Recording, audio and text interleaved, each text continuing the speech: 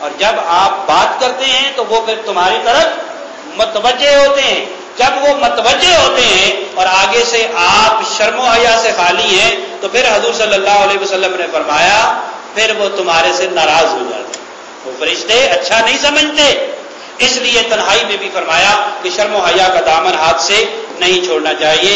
پھر حدیث بخاری اور مسلم شریف کی ہے, حضور صلی اللہ علیہ وسلم نے فرمایا حیا بھلائی اور نیکی کے سوا کوئی بات پیدا نہیں کرتی.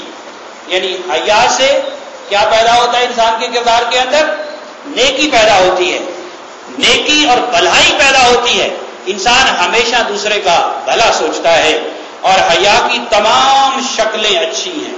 اپنے کو اوپن چھوڑ دیا حضور نے. حیا کی تمام شکلیں اچھی ہیں, حیا کی کوئی شکل بری نہیں ہے. ہر شکل جس حال میں بھی آپ حیا کر رہے ہیں, اپنی آنکھیں نیچی کر رہے ہیں. اور حضور صلی اللہ علیہ وسلم سے جب یہ پوچھا گیا کہ اگر کسی پر ایک نظر پڑ جائے, حضور نے فرمایا جو پڑ جائے وہ معاف ہے, لیکن اگر دوبارہ اس طرف نظر اٹھ گئی تو وہ بے حیائی ہے, وہ گناہ ہے. تو اس لیے نظروں کو جھکا کے رکھنا یہ بھی ایک شرم و حیا کا تقاضا ہے. یہ بھی تقاضا ہے کہ ہمارے نوجوان گلیوں میں نہ کھڑے ہوں, چوکوں میں چوراہوں میں نہ کھڑے ہوں, کیونکہ وہاں سے ماؤں بہنوں بیٹیوں نے گزرنا ہوتا ہے, ان کے لیے پرابلم پیدا ہوتی ہے, وہ وہاں سے گزر نہیں سکتی. یہ بھی ایک شرم و حیا کا پہلو ہے. پھر حضور صلی اللہ علیہ وسلم نے فرمایا شرم اور غیرت عورتوں پر فرض ہے. اس کا مطلب یہ قطعاً نہیں ہے کہ مردوں پر نہیں ہے, یہ یاد رکھیں. حضور صلی اللہ علیہ وسلم مختلف مواقع پر ارشاد فرما رہے ہوتے ہیں. ہو سکتا ہے یہ بات حضور خواتین کو ارشاد فرما رہے ہیں, سمجھ آ رہی میری بات کی, کہ صرف خواتین کا اجتماع ہو اور حضور صلی اللہ علیہ وسلم ان کو ارشاد فرما رہے ہوں, کیونکہ حضور صلی اللہ علیہ وسلم نے ایک دن ہفتے کے اندر مخصوص کیا ہوا تھا جس میں آپ خواتین کو درس دیا کرتے. کیا یہ ذمہ داری ہم پوری کر رہے ہیں؟ جی, ہم نے یہ کہہ کے شروع تو کر دیا کہ مسجد میں ہماری مائیں بہنیں اور بیٹیاں آتی ہیں, معلوم نہیں کتنی آئی ہیں, کوئی اچھی سنا ہے تعداد نہیں ہے, گرمی ہے, گھر کے کام ہے, لیکن ہمارا جو فرض تھا کہ ہم گھر جا کے بتاتے اور ان کو لے کر آتے. بھائی انہوں نے خود تو نہیں آنا نا, بولے جی, کہ انہوں نے خود آنا ہے یا آپ نے لے کر آنا ہے؟ جی, آپ پر یہ فرض ہے کہ آپ جب جمعے کے لیے آئے ہیں تو آپ ساتھ لے کر آئیں. اگر شادی شدہ ہیں بیوی کو لے کر آئیں, بیٹی کو لے کے آئیں, والدہ کو لے کے آئیں, ہمشیرہ کو لے کے آئیں. ہم لے کر آئیں گے تو وہ دین سنیں گی, اگر نہیں تو پھر آپ یاد رکھیں 55% عورتیں ہمارے ملک میں ہیں, مرد 45% ہیں, 55% ہماری آبادی عورتوں کی ہے. اگر 55% کو ہم نے تعلیم نہ دی, شرم و حیا سے آراستہ نہ کیا, تو پھر ان کی گود میں جو پلنے والا بچہ ہے وہ آپ دیکھ لیں کیا ہوگا.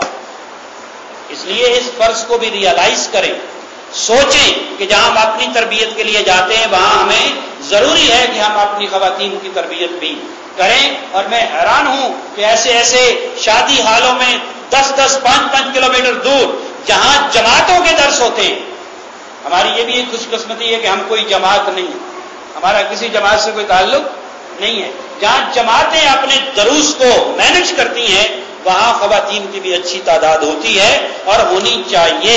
جیسے میں نے عرض کیا, کسی ایک انگریز اس نے کنگ نے, صدر نے یا کس نے یہ بات کہی تھی, give me educated mothers, I will give you educated nation. غالباً ہٹلر سے اس کو منسوب کیا جاتا ہے. ہٹلر نے یہ بعد میں کہا, لیکن میرے آقا نے 1400 سال پہلے فرمایا کہ جو میرا امتی اپنی 2 بیٹیوں کی تربیت کرتا ہے, تعلیم کرتا ہے, پرورش کرتا ہے, اس کی شادی کرتا ہے, حضور فرماتے ہیں کل قیامت کے دن میرے ساتھ جنت میں اس طرح ہوگا جیسے 2 انگلیاں ہوگی. یہ شرف اسلام کو حاصل ہے. اور میں حیران ہو گیا ہوں یہ باتیں کرسچینز کی پڑھ کے, ان کے فلاسفرز کی پڑھ کے. وہ کہتے ہیں اسلام نے جتنی حفاظت عورت کی ہے اور دنیا کے کسی مذہب نے نہیں کی. یہ مسلمانوں کا لکھا ہوا فکرہ نہیں ہے, یہ کافروں کا جو نہیں مانتے ان کا لکھا ہوا ہے. وہ کہتے ہیں جتنی آزادی, جتنے حقوق اسلام نے عورت کی گود میں دیے ہیں اور کسی مذہب نے نہیں دیے. لیکن ہم اس کو نہ پڑھنا چاہتے ہیں, نہ پڑھانا چاہتے ہیں, نہ اس طرف سننا چاہتے ہیں. ہمارا حال یہ ہے کہ ہم چاہتے ہیں ذرا طرز اچھی ہو, سر اچھی ہو, شعر پڑھے جائیں, اور جناب اور کچھ اس قسم کی باتیں واقعات ہونے چاہیے تاکہ ہمیں لذت آئے. کیا آئے؟ جب سن رہے ہوتے ہیں بڑا سرور آئے اور باہر جا کے کہیں آج جو مولوی صاحب تھے نا انہوں نے بڑی اعلیٰ تقریر کی. کیا کی ہے؟ بڑی اچھا کہا کیا ہے؟ کوئی نہیں پتا کیا کیا انہوں نے، یہ نہیں پتا، یہ پتہ ہی نہیں ہے کیا کہا. اللہ کے بندو میری ریکویسٹ یہی ہے کہ ہم دین کو سمجھیں اور اپنے گھروں تک اس کو پہنچائیں. آخری حدیث حضور صلی اللہ علیہ وسلم نے فرمایا شرم اور غیرت عورتوں پر فرض ہے، عورتوں پر فرض ہے، اور جہاد مردوں پر فرض ہے. جہاد کس پر فرض ہے؟ مردوں پر. اب ہم جہاد کر رہے ہیں بھائی، برائی کے خلاف ہم جہاد کر رہے ہیں. جہاد کا مطلب یہ نہیں ہے کہ تلوار لے کر جہاد کریں. جہاد کا معنی یہ ہے کہ معاشرے کو برائیوں سے، بے حیائی سے پاک کر دیا جائے، اور اس میں ہم ہر شخص پر یہ ہمارا فرض ہے کہ ہم اور نہیں، اگر ہمسائے کو نہیں کہہ سکتے تو کم از کم اپنے گھر میں تو جہاد کریں. کیا خیال ہے جی؟ کیا خیال ہے آپ کا؟ اگر میں شرم و حیا والا شوہر ہوں، میں تو بات ایسے کرتا ہوں، تو میں اپنی بیوی کو شو پیس بنا کر کسی محفل میں نہیں لے جاؤں گا. کیا خیال ہے؟ ایسے لے جاؤں گا شو پیس بنا کر، اسے اچھے کپڑے پہنا کر، اسے گھر میں میک اپ کروا کر اسے کہوں اتنے اتنے بازو پہنو، جیسے میں کہتا ہوں ویسے کپڑے پہن کے جاؤ اس محفل میں. وہاں بڑے ایڈوانس لوگ بیٹھے ہوئے ہیں، پڑھے لکھے لوگ ہیں، سویلائز قسم کے لوگ ہیں جو اپنی بیویوں کو شو پیس بنا کر وہاں لے جاتے ہیں. یاد رکھیں انہوں نے بے حیائی اور بغیرتی کی پہلی اینٹ گھر میں رکھ دی ہے. جو اپنی بیوی کی حفاظت نہیں کر سکتا وہ کل کو پیدا ہونے والی بچی کی حفاظت بھی نہیں کر سکتا. غیرت پر مر مٹنے والی بات ہے، اور ہمیں اپنے گھروں کے اندر جہاد کرنا چاہیے. ہماری بیٹی جہاں جائے شرم و حیا کا پیکر بن کے جائے، ہماری بیوی جہاں جائے شرم و حیا کا پیکر بن کے جائے، ہماری بہن جہاں جائے شرم و حیا کا پیکر بن کے جائے. اگر ہر گھر کے اندر شرم و حیا کا یہ معیار قائم ہو جائے، خدا کی قسم معاشرے کے اندر بے حیائی ختم ہو جائے. جو بے حیائی کے لباس پہن کے باہر نکلتی ہے کسی گھر سے نکلتی ہے. کیا خیال ہے آپ کا؟ وہ باہر سے نہیں آتی، کسی گھر سے آتی ہے. باپ نے بھی اسے دیکھا ہوگا، بھائی نے بھی اسے دیکھا ہوگا، شوہر نے بھی اسے دیکھا ہوگا، اور اس کی ماں نے بھی اسے دیکھا ہوگا.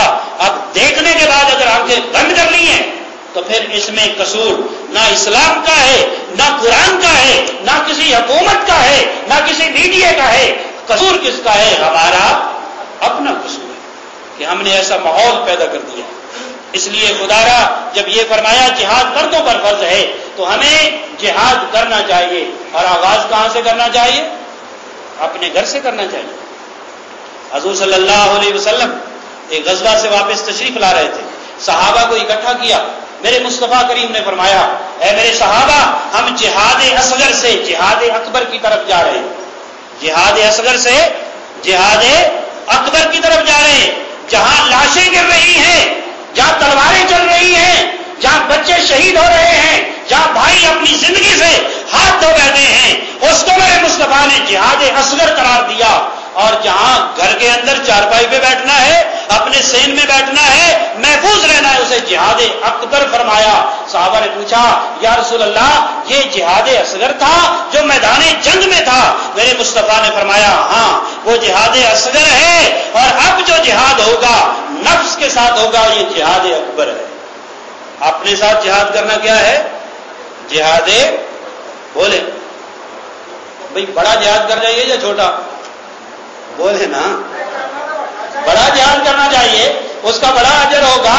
جب چھوٹے جہاد کی ضرورت ہو تو وہ بھی کرنا چاہیے. کیا خیال ہے؟ اس وقت گھر میں نہیں بیٹھنا چاہیے، وہ بھی کرنا چاہیے. لیکن جو ہر وقت جہاد اکبر ہمارے اوپر فرض ہے، اپنے نفس کے ساتھ لڑنا، اپنے اولاد کی تربیت کرنا، بیوی بچوں کی تربیت کرنا، کیا ہم وہ فرض ادا کر رہے ہیں؟ نہیں کر رہے. جواب نہیں میں ہے، یاد رکھیں. اگر جواب ہاں میں جس دن آ گیا جب ہم نے اپنے آپ کو ٹٹول لیا، اپنے دل کی بات پر کان دھر کر سن لی، تو یاد رکھیں ہماری اصلاح کا سفر شروع ہو جائے گا.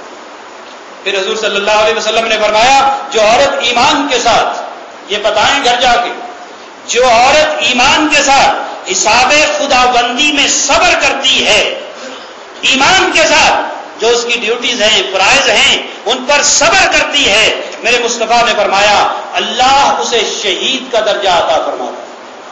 گھر بیٹھی کو کیا مل جاتا ہے؟ شہادت کا درجہ مل جاتا ہے اگر وہ اپنے کام پر صبر کرتی ہے، اپنے شوہر کی انکم پر صبر کرتی ہے، اپنے حالات پر صبر کرتی ہے. اور شوہر کا بھی یہ فرض ہے کہ اپنی بیوی سے کچھ چھپائے.